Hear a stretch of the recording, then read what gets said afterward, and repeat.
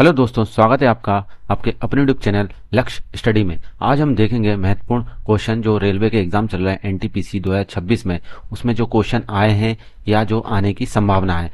तो पहला क्वेश्चन है, टास्क मैनेजर खोलने की शॉर्टकट की क्या होती है।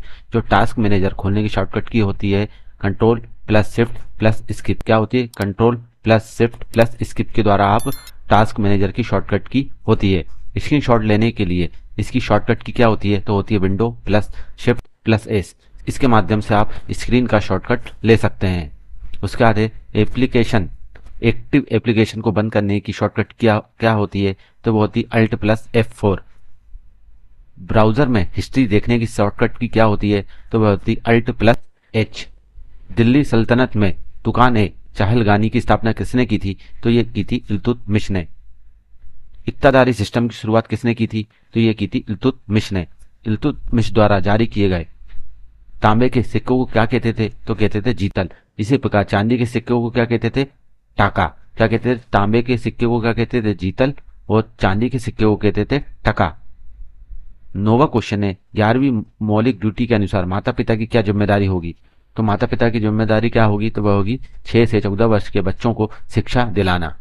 कृषि और खनन अर्थव्यवस्था के किस क्षेत्र में आते हैं? जो कृषि और खनन होते हैं वह अर्थव्यवस्था के किस क्षेत्र में आते हैं? तो वे आते हैं प्राथमिक क्षेत्र में, प्राइमरी सेक्टर में। विनिर्माण किस क्षेत्र का हिस्सा है? जो विनिर्माण होता है मैन्युफैक्चरिंग, ये अर्थव्यवस्था का किस क्षेत्र का हिस्सा है? तो यह द्वितीय क्षेत्र का, मतलब सेकेंडरी सेक्टर का। बैंकिंग और परिवहन क्षेत्र किसके अंतर्गत आते हैं? तो ये आते हैं तृतीय क्षेत्र या सेवा क्षेत्र के अंतर्गत। जो स्विगी और जोमेटो जैसी सेवाएं होती हैं वे किस क्षेत्र के अंतर्गत आती हैं? तो वह आती हैं सर्विस सेक्टर के अंदर। अब 14वां क्वेश्चन, 2025 आईसीसी चैंपियन ट्रॉफी का खिताब किसने जीता? तो ये जीता भारत ने। और किसको हराया था भारत ने? भारत ने फाइनल में न्यूजीलैंड को हराया था। 2025 चैंपियन ट्रॉफी का प्लेयर ऑफ द टूर्नामेंट कौन बना? तो वह बना रचित रविंद्र। और ये किस देश के खिलाड़ी हैं? तो ये है न्यूजीलैंड के खिलाड़ी। चैंपियन ट्रॉफी 2025 में सबसे ज्यादा रन किसने बनाए? तो वह इन्हीं ने बनाए। किसने? रचित रविंद्र ने। चैंपियन ट्रॉफी 2025 में सबसे ज्यादा विकेट किसने लिए? तो ये लिए मैट हेनरी ने। किसने? मैट हेनरी ने। और जो फाइनल मैच हुआ था उसका मैन ऑफ द मैच कौन था? तो वह था रोहित शर्मा। और जो फाइनल मैच है ये कहां पर आयोजित किया गया था? तो ये दुबई इंटरनेशनल स्टेडियम में आयोजित किया गया था।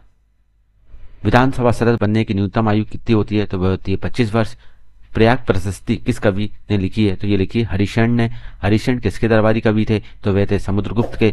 नेपोलियन ऑफ इंडिया, भारत का नेपोलियन किसे कहा जाता है? ये कहा जाता है समुद्रगुप्त को। भारत ने किस देश के साथ रेस्लो एग्रीमेंट किया है? तो ये किया है रूस के साथ। भारत पूर्व में किन देशों के साथ जमीनी सीमा साझा करता है? तो ये करता है बांग्लादेश और म्यांमार के साथ। संविधान का कौन सा अनुच्छेद सुप्रीम कोर्ट को न्यायिक समीक्षा की शक्ति देता है? तो वह अनुच्छेद 13 और 137। कितना है? 13 और 137। गुप्त साम्राज्य के दौरान मुख्यता से किस भगवान की पूजा की जाती? जब गुप्त साम्राज्य का शासन था तो कौन से भगवान की प्रमुखता पूजा की जाती थी? तो वे की जाती थी विष्णु भगवान की।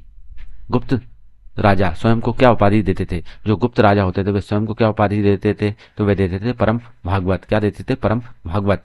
ऊटी कोयम्बटूर की तुलना में ठंडा क्यों होता है? तो ये ठंडा इसलिए होता है क्योंकि ये अधिक ऊंचाई के कारण।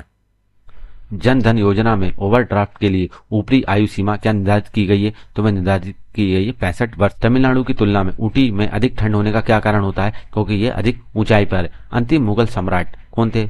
वो थे बहादुर शाह जफर, जिनको बहादुर शाह द्वितीय भी कहा जाता है। इनको कहाँ पे कैद में रखा गया था? तो ये रंगून जेल में रखा गया था। और रंगून जेल कहाँ पर थी पहले? तो ये है म्यांमार में। नागरिकता अधिनियम 1955 की धारा 7 किससे संबंधित है? तो इसका संबंध है विदेशी क्षेत्रों के विलय पर नागरिकता देने से। हेडफोन किस प्रकार का डिवाइस है? तो ये हेडफोन जो होता है ये आउटपुट डिवाइस होता है। अगस्त 2025 में वायुसेना ने पश्चिमी सीमा पर कौन सा अभ्यास किया था? तो ये किया था सुदर्शन चक्र। हड़प्पा सभ्यता में सीटालेट शब्द किसके लिए प्रयोग किया जाता था? तो जो सीटालेट शब्द है ये किसके लिए प्रयोग किया जाता था? तो ये प्रयोग किया जाता था नगर का उच्च पश्चिमी भाग या दुर्ग। क्या है? नगर का पश्चिमी भाग या दुर्ग। स्वदेशी आंदोलन की औपचारिक शुरुआत कब हुई थी? तो ये शुरुआत हुई थी 7 अगस्त 1905 में। ACITI समझौते में कौन से 3 देश शामिल हैं? तो इसमें शामिल है ऑस्ट्रेलिया, कनाडा और भारत। स्वराज मेरा जन्म सिद्ध अधिकार है, ये नारा किसका था? तो ये नारा था बाल गंगाधर तिलक का। दोस्तों आपको वीडियो अच्छा लगा तो प्लीज़ एक लाइक एंड शेयर जरूर करें, और आपने अभी तक हमारे चैनल को सब्सक्राइब नहीं करा है तो प्लीज़ सब्सक्राइब भी कर लीजिए। मिलते हैं अपने नेक्स्ट वीडियो में, जब तक के लिए वंदे मातरम।